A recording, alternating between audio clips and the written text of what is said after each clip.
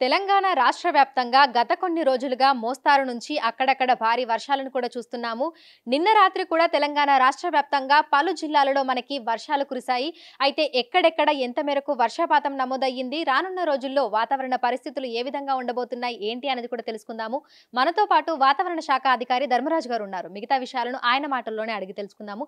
నమస్తే sir. Sir, గత కొన్ని రోజులుగా మనకు వర్షాలు అనేవి సమృద్ధిగా కురుస్తున్నాయి. నిన్న రాత్రి కూడా వర్షాలు కురిశాయి. ఎక్కడెక్కడ ఎంత మేరకు వర్షపాతం నమోదైంది? నిన్న గనుక చూసుకున్నట్లయితే దాదాపు 2 చోట్ల మనకి 2 సెంటీమీటర్ల వరకు కూడా వర్షపాతం అనేది నమోదైంది. కొన్ని జిల్లాల్లో తేలికపాటి వర్షాలు కూడా నమోదైనాయి. ముఖ్యంగా చూసుకున్నట్లయితే బయ్యవరం, మహబూబాబాద్‌లో మనకి 2 సెంటీమీటర్లు, అలాగే మహేశ్వరంలో మన రంగారెడ్డి జిల్లాలో 2 సెంటీమీటర్ల వరకు కూడా వర్షపాతం అనేది నమోదైంది. ఇక హైదరాబాద్‌తో పాటు పరిసర ప్రాంతాలలో ఈ రోజు నుంచి రానున్న 4 రోజుల పాటు వాతావరణ పరిస్థితులు ఏ విధంగా ఉండే అవకాశం ఉంది అంటారు? ప్రస్తుతం కనుక చూసుకున్నట్లయితే రానున్న 4 రోజులు కూడా తేలికపాటి వర్షాలు అనేవి నమోదయ్యే అవకాశం అయితే కనిపిస్తుంది. ఎక్కడ కూడా భారీ వర్షాలకి నమోదయ్యే అవకాశం అయితే ప్రస్తుతం లేదు.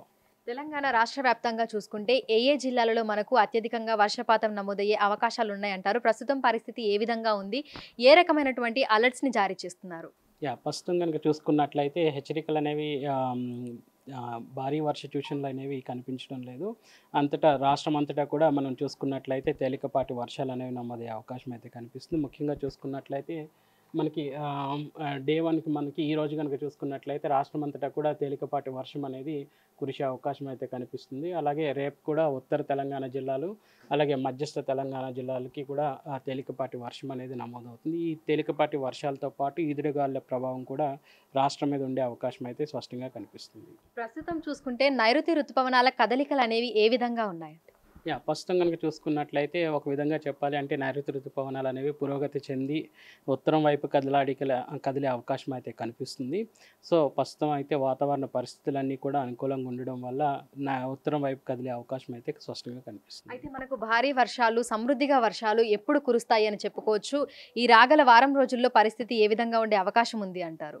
ప్రస్తుతం కనుక చూసుకున్నట్లయితే రానున్న 4-5 రోజులు కూడా అక్కడక్కడ తేలికపాటి వర్షాలు ఉండే అవకాశం అయితే కనిపిస్తుంది.